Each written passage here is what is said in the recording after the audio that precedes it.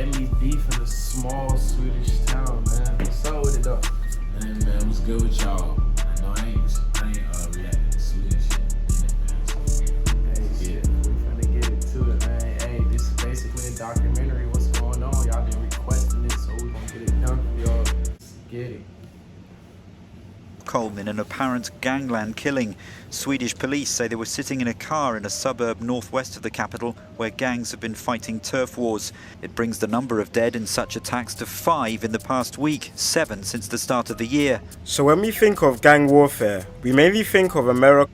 So with this video, basically, where I'm getting so far, even though we like 13 seconds in, it's gonna explain everything what's going on out there. So for example, we finna see what's going on with Dizzy Gang.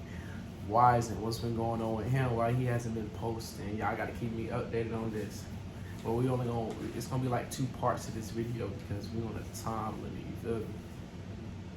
England, or maybe some third world country, but not Sweden. In this video, we will be going through a deadly war in the capital city of Sweden called Stockholm, which despite Sweden being a country of only 10 million, made Sweden have the highest gun deaths in the whole of Europe in 2018. There's only 10 million people in Sweden?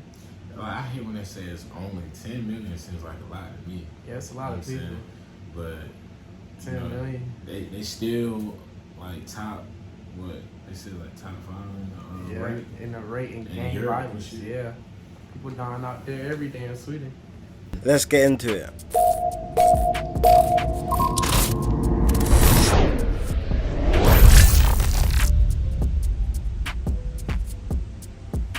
King Nerd. Shout out to Okay, so like I said before, we are going inside the capital city of Sweden called Stockholm. More specifically, a small town inside Stockholm called Rinkeby, home of 2 of the most ruthless. So is that where everything happened at? The capital of Sweden, Stockholm? Literally. Y'all let us know in the comment section. Gangs in the country. Now, Sweden for quite a few decades now has had quite an open and relaxed policy towards asylum-seeking refugees. The country was quite notorious for letting residents of war-torn countries like Syria and Somalia claim asylum inside their country. And when refugees would come in, there were a few towns. So Sweden, basically what he's saying is like the United States, it was letting other countries come in and shit. So let's just say they in war with other countries like Ukraine and shit. Sweden was letting them in. Shout out to Sweden for that. Normally they will be sent to. One of these towns being Rinkeby. In fact, Sweden actually has the highest asylum immigration per capita in the whole of Europe. But despite Swedish open door policies, a lot of the Swedish people wasn't as accepting to the new arrivals, and far-right protests didn't make integration the easiest. Now Rinkeby is home to a massive Somali population who were escaping violent conflicts in their home country. But a lot of Somali people who moved to Rinkeby were struggling, and high unemployment rates and hard living was a common theme with the Somali immigrants who just moved in. So the kids of these immigrants had to get it in another way, with the other way mainly being drug dealing and robberies. But on the 22nd of July 2015, a robbery. This nigga took a chainsaw, bro, and opened it up like an ATM or a vending machine. What? Gone wrong led to one of the worst spouts of violence Europe has ever seen. 4 Somali boys from Rinkeby planned and executed a robbery on a currency exchange in a city called Tabi. They ran off with around $200,000 and the robbery was talk of the town. But not everybody was happy about this. The robbers who executed this left out a couple younger members from the robbery, despite the younger members being part of the planning for it. The reason why the younger members were missed out was due to a previous robbery where one of them let off an unnecessary shot, so they were seen as a liability. The same day, the youngest started demanding money from the robbery, but they were getting shut down. The person who was thought to be behind the robbery was a 19-year-old called Izzy. Hours after the robbery, he was shot dead, starting the feud. The next day, the whole town is shaken by the brutal murder. Them boys said it's a deadly beef. I want to know. So it's Shiders versus DP. Yeah, so Shiders, that's Wiseman, right? Yeah, That's what I believe. Yeah. Shiders. I know you're like, come on, CEO, you should know this. Dead ass. DP. And Izzy's friends were not happy, so Izzy's friends arranged to meet with some of the younger members who was meant to be involved in the robbery at a petrol station, with the younger members thinking that they might be getting their cut from the robbery when they arrived. Instead, when they pulled up, 16 shots were let off onto the younger members. Damn. Luna Rosa Ocean, fragrance by Prada. I guess they left one of the real homies dead or something like that.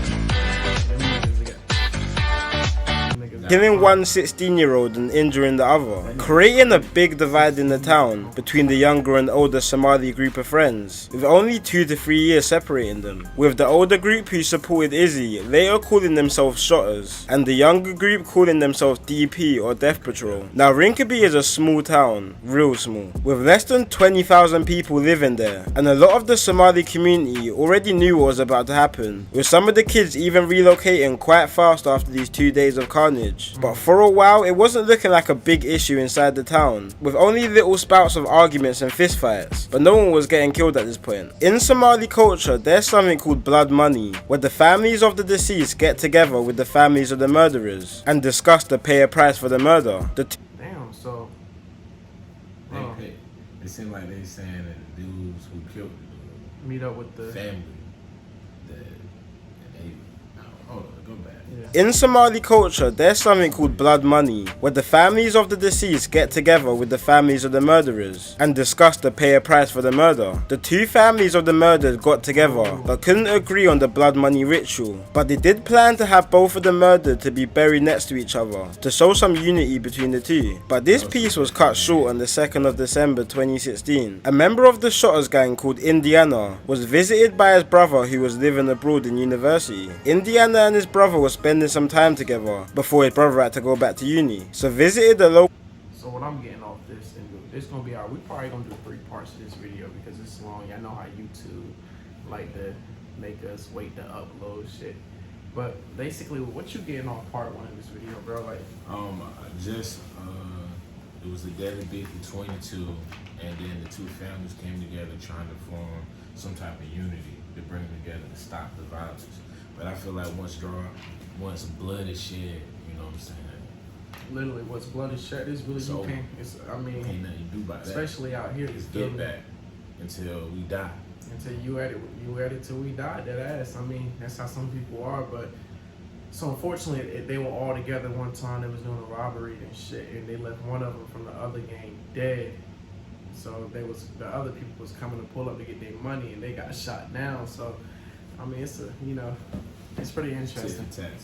Y'all let us know everything we missed out. I mean, y'all got AI page. I mean, let us know in the comment section like what y'all felt like information we didn't get from the video. So yeah, this type of shit is what I will react to.